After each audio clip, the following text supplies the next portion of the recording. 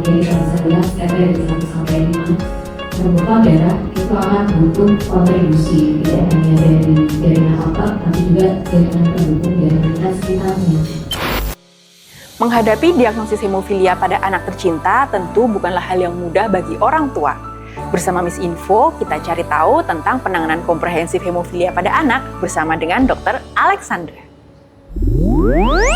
Nah, Dr. Sandra, kira-kira untuk gejala hemofilia pada anak yang sering terjadi itu apa aja, Dok?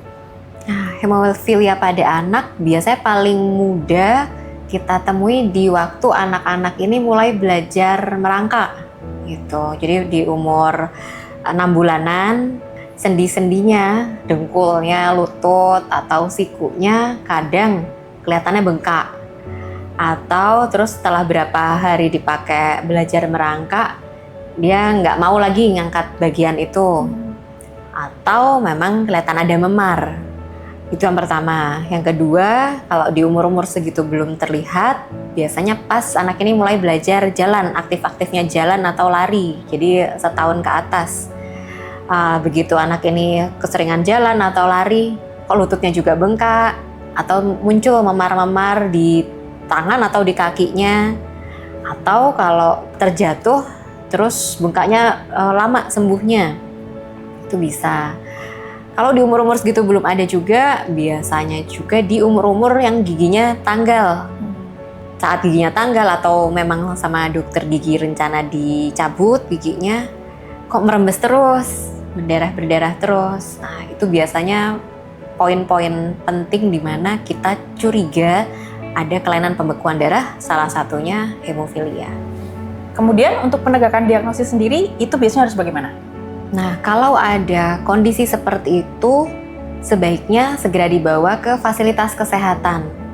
Yang pertama, di fasilitas kesehatan nanti dokter atau perawatnya juga akan memeriksa ulang apakah ini normal atau ini arahnya ke kelainan pembekuan darah. Pemeriksaan pertama yang biasanya akan dilakukan itu pemeriksaan darah rutin, kemudian pemeriksaan lama pembekuan darah. Kalau di rumah sakit atau di laboratorium yang biasanya dicek darah rutin APTT, PT. Begitu ada pemanjangan, jadi waktu pembekuan darahnya lebih panjang dari biasanya, dokter akan merujuk ke rumah sakit yang lebih tinggi lagi untuk kita lihat faktor pembekuan darah mana yang kurang. Nah, pemeriksaan faktor pembekuan darah ini tidak bisa di setiap rumah sakit karena saat ini masih terbatas. Jadi hanya bisa di beberapa center yang memang ada fasilitasnya atau ada ahli hematologi onkologi anak. Kemudian untuk terapinya sendiri, itu terapi bagaimana dan juga berapa lama prosesnya? Oke, untuk terapinya bisa kita bagi menjadi 2 mungkin ya. Ada terapi yang akut untuk jangka pendek, ada terapi yang perlu untuk jangka panjang. Karena hemofilia ini adalah bakat bawaan yang ada di tubuh seseorang, jadi kalau memang ada perdarahan karena tubuhnya tidak bisa membekukan darahnya sendiri, perlu tambahan faktor dari luar. Faktor pembekuan darah yang diberikan dari luar itu lewat infus. Kalau perdarahan berhenti, berarti sudah selesai. Nah, masalahnya karena itu adalah bawaan, maka status darahnya pasti akan mungkin berdarah lagi. Pada penanganan pertama kali yang bisa dilakukan oleh orang tua itu adalah PRICE, atau kalau nggak orang tua berarti remaja yang mengalami itu ya. Yang pertama P, protection, jadi lindungi bagian tubuh yang tadi berdarah atau bengkak.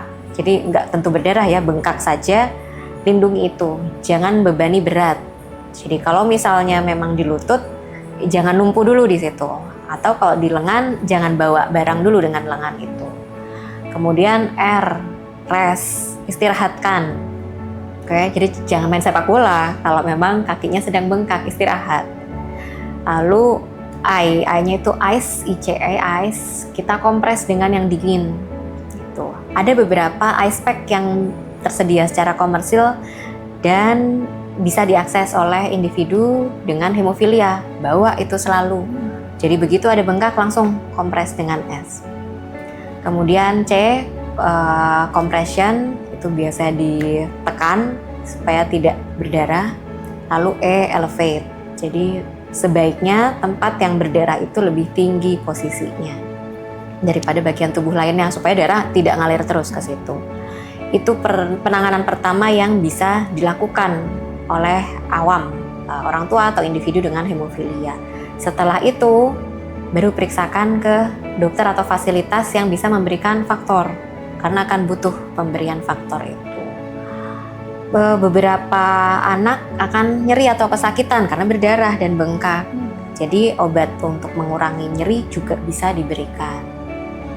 Nah, khusus pada perdarahan sendi atau otot, apalagi anaknya aktif, tentu akan butuh pencegahan yang jangka panjang. Maka olahraga atau olah tubuh atau fisioterapi itu akan sangat penting. Kalau ototnya kuat, sendinya kuat, perdarahan sedikit akan lebih mudah sembuhnya daripada otot yang tidak terlatih atau sendi yang selalu berdarah atau selalu terluka gitu. Dan selama ini kan lebih banyaknya kita sedenter, main HP aja, scrolling, tapi lupa bahwa kita harus menggerakkan, menguatkan otot-otot di seluruh tubuh. Kalau kita bisa melakukannya, maka perdarahan akut yang di sendi atau di lutut bisa dikurangi jumlahnya. Dan kalaupun berdarah bisa lebih cepat sembuhnya. Nah dok, kalau misalnya timbul gejala seperti yang tadi dokter sebutkan, itu orang tua harus berkonsultasi kemana? Oke, yang pertama tentu yang mudah dijangkau. Apakah itu puskesmas atau klinik Pratama atau rumah sakit terdekat, atau bisa langsung ke pusat kesehatan yang ada dokter hematologi onkologi anaknya.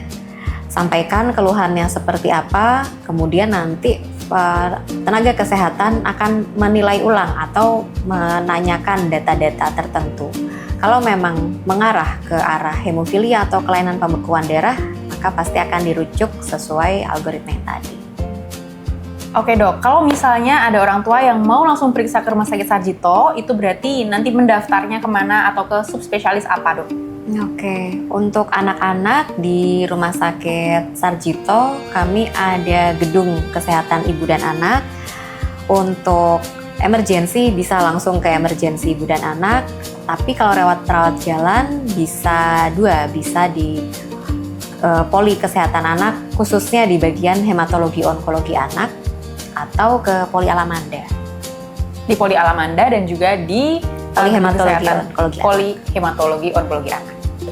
Nah, Sobat Sehat, itu tadi penjelasan tentang hemofilia pada anak oleh Dr. Sandra. Ayah bunda, jangan lupa ya, kenali hemofilia sejak dini, lindungi buah hati setiap hari. Salam sehat!